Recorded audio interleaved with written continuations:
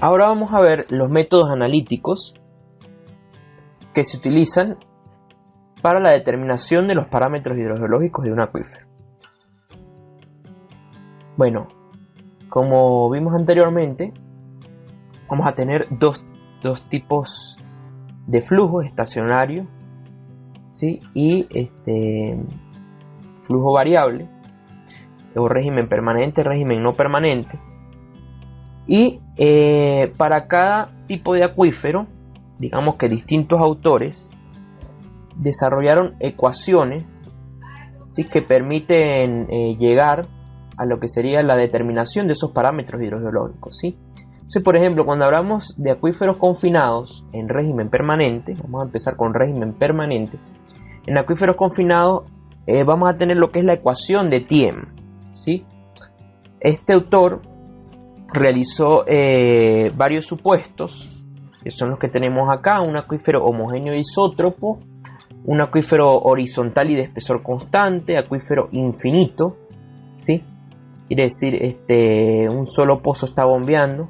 El pozo de bombeo tenía un diámetro 0, el pozo atraviesa completamente la formación permeable, el agua que se bombea produce un inmediato descenso del nivel y no vuelve a introducirse al acuífero, el flujo es radial, no tiene componentes verticales, el caudal del bombeo es constante y no hay recargas verticales. Fíjense que todos esos supuestos son condiciones de contorno que dicho autor tuvo que establecer para poder llegar a esta ecuación, que digamos es una ecuación sencilla, ¿sí?, para determinar los parámetros hidrogeológicos del acuífero. Si ustedes se dan cuenta, en régimen permanente el único parámetro que vamos a tener es la transmisividad, y si tenemos espesor saturado pudiésemos calcular a través de transmisividad la conductividad hidráulica. Por supuesto no tenemos coeficiente de almacenamiento en este caso porque no hay almacenamiento, o sea, esa es una de las limitantes, que en régimen permanente yo no puedo determinar el coeficiente de almacenamiento del acuífero, ¿sí? Porque como estamos en este régimen, no me va a aparecer ese término en ninguna de las ecuaciones. Si no es que no lo tenga, por supuesto que cada acuífero tiene su coeficiente de almacenamiento, pero si yo lo quiero determinar tendría entonces que utilizar alguno de los métodos de régimen no permanente. Entonces, la ecuación de Thiem lo que dice es que el descenso o diferencia entre nivel estático y nivel dinámico, o nivel, en este caso sería el nivel dinámico, sería el nivel al cual se estabiliza el acuífero, va a ser igual al caudal de bombeo, que es constante, entre 2pi por la transmisividad por el logaritmo neperiano de R mayúscula, que es el radio de influencia, y R minúscula, que es el radio del pozo o distancia que hay del pozo al piezómetro en donde yo estoy midiendo los descensos. Si siempre va a ser, vamos a mantener esta nomenclatura, R minúscula. Si me dicen que los descensos se midieron en el pozo de bombeo, R minúscula pues va a ser el radio del pozo, pero si los descensos se midieron, por ejemplo, en un piezómetro que está ubicado a 100 metros, entonces R minúscula va a ser 100 metros, ¿sí? Entonces, esta es la ecuación de Thiem para acuíferos confinados, régimen permanente. Ahora, como estos son modelos analíticos, nos vamos a dar cuenta de que la mayoría de las soluciones o de los métodos que vamos a utilizar son métodos gráficos, ¿sí? Entonces, Thiem plantea una recta que me muestra cómo van variando los descensos para distintas distancias de lo que es el pozo, en las distancias donde yo estoy midiendo esos descensos, ¿sí? Esto es lo que se conoce como recta de Thiem. Ahora, esa recta no es una, digamos, no es una recta universal, no es constante. Cada pozo pues va a tener su recta de Thiem, y en los ejercicios vamos a ver que por lo general nos van a dar como datos distancias desde donde se midió el descenso, que sería R, y los respectivos descensos. Entonces vamos a tener pares de puntos, ¿sí? O sea, como vemos acá en la gráfica, tenemos R1 de 1 sería distancia al piezómetro 1, descenso medido en ese piezómetro. R2 de 2, distancia al piezómetro 2, descenso respectivo en ese piezómetro. Entonces, esto se grafica en papel semilogarítmico, como lo vemos acá, ¿no? Papel semilogarítmico. Tenemos los descensos, van a estar en la escala natural, y las distancias de donde se midieron esos descensos van a estar en escala logarítmica. ¿Por qué en escala logarítmica? Porque esto me permite representar grandes variaciones de un parámetro, ¿sí? Por ejemplo, si tengo un descenso, yo puedo tener un radio o una distancia de un piezómetro que tenga a 10 metros, otro que lo tenga a 100 metros, otro que lo tenga a 1 kilómetro. Entonces, en escala logarítmica es más sencillo representar esa distancia. Entonces, básicamente, ¿qué necesito yo para poder dibujar la recta de tiempo? Necesito 2 puntos, por lo menos, 2 puntos en los que se haya medido los descensos, ¿sí? Y con esos 2 puntos yo puedo dibujar la recta. Fíjense que como está acá, en esta gráfica, vamos a tener distintos puntos. Y como estamos en una escala en un papel semilogarítmico, yo debo trazar una recta de mejor ajuste.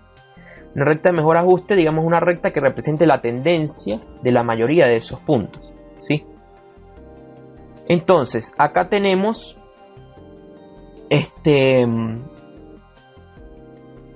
otros parámetros que es importante que podemos analizar gráficamente, que sería el radio de influencia que tiene el pozo, así que me aparece también en la ecuación. El radio de influencia yo lo voy a obtener prolongando la recta de tiempo que me corte el eje en donde tengo las distancias, ¿sí? Por supuesto, ahí le estoy diciendo, o lo que estoy leyendo en la gráfica es la distancia en la cual el descenso va a ser 0. Entonces ese va a corresponder con el radio de influencia que tiene ese pozo, ¿sí? En esta gráfica vemos también otro valor que serían las pérdidas de carga, que va a aparecer también en algunos ejercicios. Esa pérdida de carga va a ser sencillamente la diferencia entre el descenso que es real que estoy midiendo en el pozo y el descenso teórico, ¿sí? El descenso real que mido en el pozo, pues es un valor que se obtiene en la práctica, y el descenso teórico lo busco buscando el radio del pozo en este eje de las distancias. Yo busco el radio del pozo, intersecto la recta de tiempo y hago la respectiva lectura de cuál debería de ser ese descenso teórico. Entonces la diferencia entre descenso real y descenso teórico son las pérdidas de carga del pozo, ¿sí? Ahora, de esta recta se desprende esta ecuación que tenemos acá, o esta expresión que dice transmisividad es igual a menos 0.366 caudal entre m, donde m minúscula va a ser la pendiente de la recta de tiempo. Esto también es importante que sepamos cómo determinar esa pendiente, ya que nos encontramos trabajando en un papel semilogarítmico. Entonces, lo más recomendable para determinar la pendiente de la recta de tiempo es que yo me sitúe en un ciclo. Por ejemplo, si yo me sitúo en este ciclo entre 10 a la 1 y 10 a la 2, ¿sí? Como sabemos, la pendiente va a ser la diferencia entre los valores de y dividido entre la diferencia de los valores de x. Pero como yo estoy en una escala logarítmica, la diferencia entre los valores de x, que sería esto, va a ser 1, ¿sí? Va a ser un valor constante de 1. Y la diferencia entre los valores de y, entonces la pendiente va a estar expresada como sencillamente la diferencia entre los valores de y. Entonces, estoy en este punto, hago esta lectura, y estoy en este punto, hago esta lectura que está acá. Entonces, esa diferencia entre estos dos valores va a ser la pendiente de la recta de tiempo, ¿sí? Sencillamente lo que estoy haciendo es aplicando delta y entre delta x, como sabemos determinar la pendiente de una recta, pero en este caso, como estoy en papel semilogarítmico, delta x va a ser 1, porque estoy tomando un ciclo. O sea, eso me permite ser más práctico, ¿no? Entonces, esa directamente va a ser la pendiente. Otra cosa importante es que la recta de Thiem es una recta con pendiente negativa. Por eso es que acá en la expresión me aparece convenientemente este símbolo negativo, porque cuando yo introduzco esa pendiente negativa, pues la transmisividad la voy a obtener con un valor positivo, ¿no? Es una recta de pendiente negativa. ¿Sí? Entonces, fíjense en lo que consistiría la resolución de problemas, ¿no? Básicamente sería graficar esta recta con los valores que estoy obteniendo, calcular su pendiente. Con la pendiente yo puedo determinar directamente la transmisividad, ¿sí? Radio de influencia. Ok, en la página 9 de la guía de ejercicios, de la guía correspondiente al tema 2 de esta unidad, hay un ejemplo de aplicación de la ecuación de Thiem, ¿sí? En un acuífero confinado. Luego, en acuíferos libres, vamos a tener la solución de Dupuit. La solución de Dupuit consiste sencillamente en corregir los descensos observados. ¿Qué pasa en los acuíferos libres? En los acuíferos libres no vamos a tener solamente un flujo radial, también vamos a tener un flujo vertical. Como tenemos un flujo vertical, eso hace que los descensos que yo esté midiendo en el pozo no sean los descensos reales, ¿sí? Por lo tanto, yo tengo que aplicar esta solución.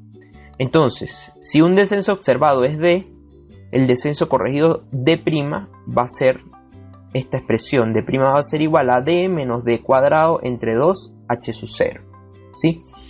De tal manera de que yo puedo proceder de la misma manera como hicimos en los acuíferos confinados, ¿sí? Que sería en la que aplicamos la ecuación de Thiem, pero yo debo, antes de graficar, corregir esos descensos, ¿sí? Entonces,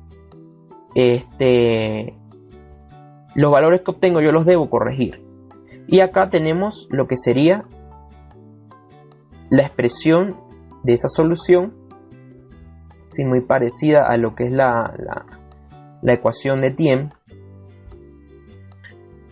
en donde, bueno, H sub 0 cuadrado va a ser ese espesor saturado inicial, que es un dato que yo lo puedo conocer en los acuíferos libres, y H cuadrado pues va a ser el descenso, que es el que yo voy a corregir. En los acuíferos semiconfinados, ok, se me pasó en la página 15 de la guía, hay un ejemplo de aplicación, un ejercicio resuelto de cómo llegar a la solución de este tipo de acuíferos, ¿sí? En régimen permanente. Continuando con los acuíferos semiconfinados, acá tenemos lo que se conoce como solución de Digli. Bueno, tenemos que recordar que en un acuífero semiconfinado vamos a tener una recarga vertical de un acuífero superior a un acuífero inferior, ¿sí? Por lo tanto, si yo estoy extrayendo de este acuífero inferior, cuando yo extraigo, pues se produce ese flujo vertical y va entrando agua también al acuífero. Entonces, esa entrada de agua al acuífero, esa recarga vertical, lo conocemos en las ecuaciones como B mayúscula y se llama factor de goteo. Ese factor de goteo, su expresión es transmisividad por B minúscula, que es el espesor del acuitardo, entre K minúscula, que es la permeabilidad del acuitardo. Entonces acá nos va a aparecer la ecuación de Digli como abatimiento va a ser igual a Q entre 2πT por K sub 0 de R sobre B. Este K sub 0 de R sobre B que aparece acá es una función, ¿sí? Esa función, K sub 0, va a depender del valor de R y del valor de B, por supuesto. Esta función se encuentra tabulada, ¿sí? en una tabla que se llama tabla de funciones modificadas de Bessel, ¿sí? ¿Qué quiere decir? Que yo determino R sobre B y con ese valor me voy a la tabla y obtengo el valor de K sub 0. Y ese valor de K sub 0 va a ser sustituido en toda esta parte de la ecuación, ¿sí? Para que no vayan a entender que es K sub 0 por R sobre B, no. Es K sub 0 de R sobre B, es una función que depende de R sobre B, ¿sí? Entonces esa se encuentra tabulada o también la van a conseguir en un gráfico, en un ábaco, ¿sí? Que es este que se encuentra acá. Fíjense, en este ábaco yo entro con cualquier valor de R sobre B y obtengo el valor de K sub 0 de R sobre B. Entonces pueden usar la tabla que se encuentra en el material de Dropbox, que está en el aula virtual, o pueden usar este ábaco también, ¿sí? Ahora, hay una simplificación que es muy conveniente utilizarla, sobre todo cuando los descensos se están midiendo en el post, ¿sí? Esa simplificación me dice que si la relación R sobre B es menor a 0.1, yo puedo utilizar esta expresión que tengo acá, que es Q entre 2πt logaritmo neperiano de 1.12 B, que es factor de goteo, entre R minúscula, ¿sí? Entonces R sobre B va a ser menor a 0.1 cuando estoy bombeando en el pozo, cuando estoy muy cerca del pozo de bombeo. Para yo poder utilizar esta simplificación, por supuesto, yo debo dividir o debo determinar primero el valor de R sobre B. Si me da menor a 0.1, puedo utilizar esta simplificación. Si me da mayor a 0.1, debo utilizar la solución de Digli, que es la que tiene la función de Bessel. En la guía de ejercicios resueltos también hay un ejemplo de aplicación de este tipo de acuíferos.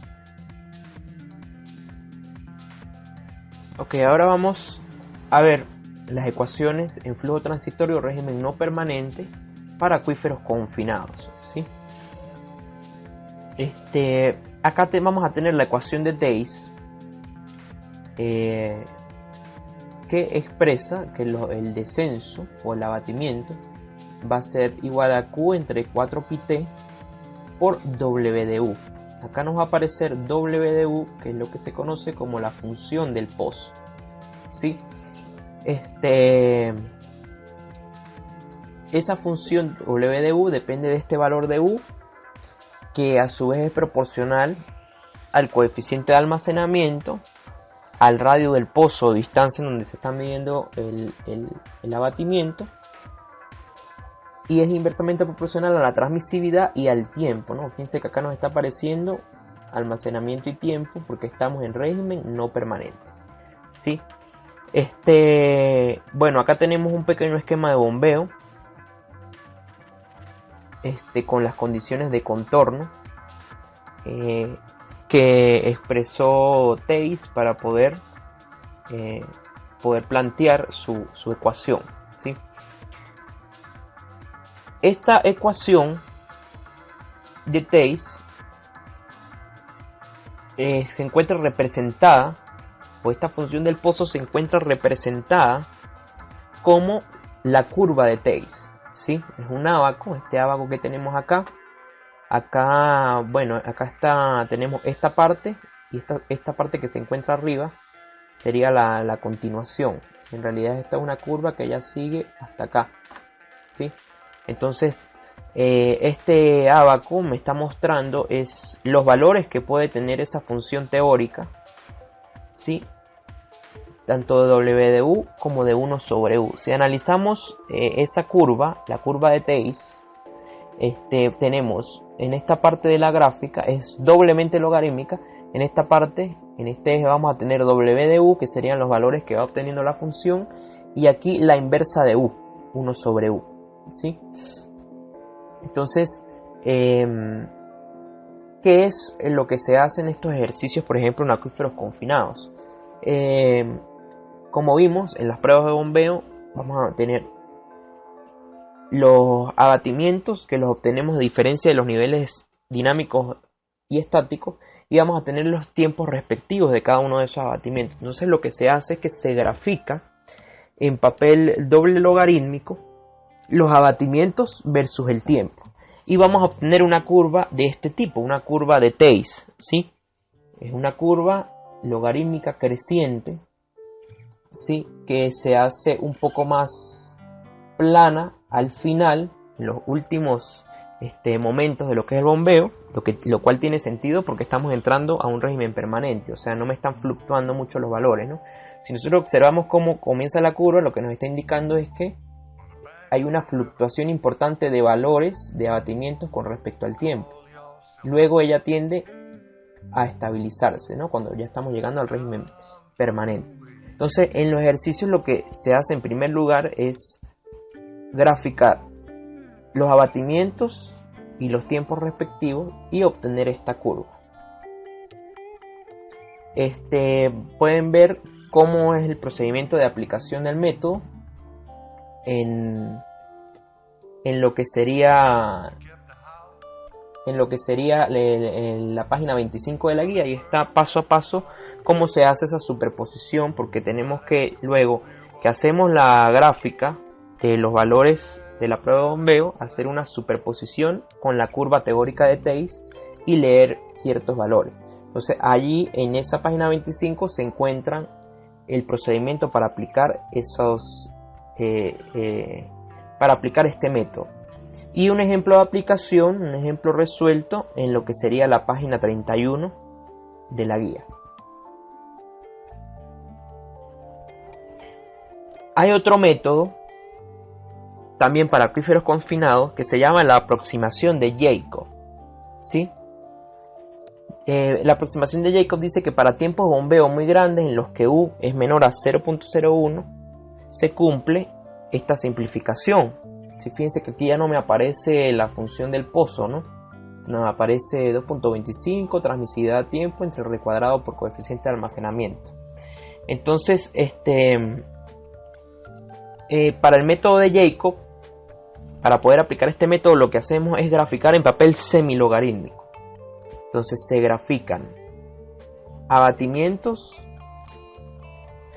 versus tiempo, ¿sí?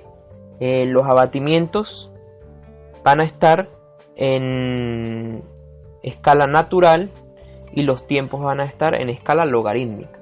Entonces ahí vamos a tener una recta, ¿sí? Y con esa recta podemos aplicar este método, que es el método de Jacob. Y ahí también podemos determinar los parámetros hidrogeológicos del acuífero. Pueden ver el ejemplo de aplicación en la página 34 de la guía de ejercicios. Luego nos mantenemos en régimen no permanente, pasamos a lo que son los acuíferos semiconfinados. En la solución de Hantuch, muy similar a lo que planteó Thys, pero como estamos en un acuífero confinado, fíjense que acá me está cambiando es la función del pozo. Ahora la función del pozo va a ser W de U R sobre B, o sea, va a depender de estos dos parámetros. Sí, U pues ya sabemos que es R cuadrado por S entre 4 transmisibilidad a tiempo, y R va a ser la distancia a la que estoy midiendo el abatimiento o radio del pozo si lo estoy midiendo en el pozo, y B va a ser el factor de goteo, que lo vimos que nos apareció por allí también en régimen permanente, ¿sí? La misma expresión de factor de goteo. Ahora, gráficamente en un acuífero semiconfinado, ¿cómo vamos a ver los descensos con respecto al tiempo? Bueno, aquí tenemos, esta sería las curvas de Hantuch, ¿sí? Vamos a ver que en este caso, cuando nosotros estamos en un acuífero semiconfinado, cuando graficamos abatimiento versus tiempo, no se nos va a ajustar a esta curva externa o esta curva envolvente que tenemos aquí, a la primera que aparece aquí que no tiene valor. Esa sería la de Thys. En un acuífero semiconfinado no se nos va a ajustar a la curva de Thys, sino que se nos va a ajustar a cualquiera de estas curvas que tenemos aquí abajo, ¿sí?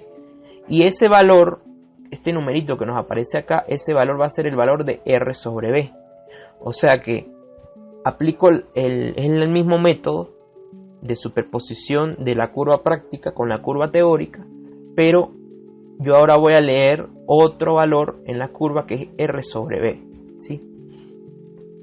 Entonces aquí voy a tener tres valores, W de U, R sobre B, que sería el valor de la función 1 sobre U, y también voy a tener R sobre B, que va a depender de la forma que adopte la curva del acuífero semiconfinado. Entonces en realidad no hay mucho cambio entre lo que sería un confinado y un semiconfinado en cuanto a método de solución, pero tenemos que tener en cuenta de que si es semiconfinado, él se va a ajustar a cualquiera de estas curvas de Hantuch, ¿sí? Si ven, por ejemplo, en la curva que tienen en el material, ahí les va a aparecer una gráfica que dice curvas para imprimir, ¿sí?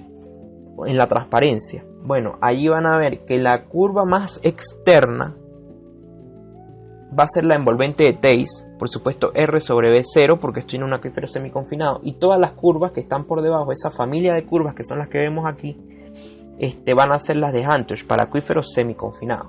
Podemos tranquilamente trabajar con esa transparencia con un solo gráfico, sabiendo de que si estoy en un acuífero confinado se ajusta la curva de Theiss, si estoy en un acuífero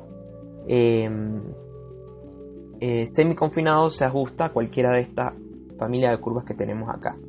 En la guía de ejercicios, en la página 36, hay un ejemplo, un ejercicio resuelto de este método en semiconfinado. Por último, vamos a tener los acuíferos libres en régimen no permanente. Igualmente como vimos en régimen permanente, en los acuíferos libres vamos a tener un flujo vertical. Entonces, por lo tanto, nosotros tenemos que también aplicar una corrección, que es la corrección de Dupuy. ¿Qué ocurre en un acuífero libre cuando se está bombeando? O sea, si nosotros graficáramos esos valores de abatimientos y tiempos, ¿qué vamos a obtener? Bueno, fíjense, acá tenemos una curva que tiene tres momentos, ¿no? Un momento A', A'B y BB'. Cuando comenzamos a bombear un acuífero libre, ¿sí? Vamos a tener una rápida variación de descensos con respecto al tiempo. Así que sería este sector A'. Posteriormente, ahí es cuando decimos en ese A' que se está comportando como un acuífero confinado, porque eso es lo que ocurre al principio del bombeo en un acuífero confinado. Tenemos una variación importante de descensos de sus tiempos. Pero luego vamos a tener una situación entre A' y B, y es que el acuífero libre tiende como a estabilizarse. Si vemos acá, se estabiliza un poco y al final aumenta, ¿sí?, el descenso con respecto al tiempo. Entonces, ¿por qué él se estabiliza? Bueno, resulta que en los acuíferos libres nosotros vamos a tener por encima del nivel freático un agua que se almacena en los poros, ¿sí? Por lo que se conoce como fenómeno de capilaridad, ¿verdad? Entonces esa capilaridad, esa agua capilar que está ahí almacenada, ¿sí?, está por encima del nivel freático. Cuando yo comienzo a bombear, bueno, cuando estoy en esta parte entre A y B, A' y B, esa agua que está ahí por capilaridad tiende a descender por gravedad. Entonces es como una especie de recarga que se produce en ese acuífero y por lo tanto él se estabiliza. Esa estabilización que vemos acá en este sector es por el agua capilar que desciende por gravedad, ¿sí? Luego de que esa agua desciende y es bombeada, él vuelve otra vez a comportarse como un acuífero confinado, ¿sí? Vuelve a tener otra vez que aumentan los descensos con respecto al tiempo hasta que llega un momento en el que él se va a estabilizar, ¿no? Entonces, esto es lo que hace que tengamos que aplicar esta corrección en los acuíferos libres, ¿sí?, para poder saber a ciencia cierta, poder determinar a ciencia cierta los parámetros hidrogeológicos de ese acuífero, ¿sí? Como lo dice acá, es válido aplicar las metodologías de Theiss y Jacob explicadas anteriormente para acuíferos confinados, pero es necesario hacer la corrección del abatimiento observado. Dicha corrección se deduce en el régimen en flujo permanente. Es la misma corrección que utilizamos acuíferos libres, régimen permanente. Se calcula el abatimiento S' a través de las ecuaciones de Thys y Jacob y se realiza esa corrección de Dupuit para obtener el abatimiento real, ¿sí? Bueno, hasta acá, hasta este punto, llegamos a lo que son esos métodos analíticos para la solución de esas ecuaciones generales de flujo y las pruebas de bombeo, el análisis e interpretación de pruebas de bombeo. En el siguiente tutorial o video clase les voy a mostrar más o menos cómo sería la realización de algunos ejercicios, que son los mismos ejercicios resueltos que ustedes tienen allí.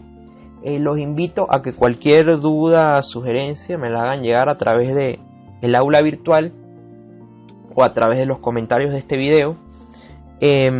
Igualmente, bueno, ya con esta información y observando los ejercicios resueltos que tienen en la guía de estudio, ustedes pueden realizar los ejercicios que tienen en la entrega de guía de ejercicios, ¿no? Que son los mismos que se van a evaluar en el próximo encuentro presencial.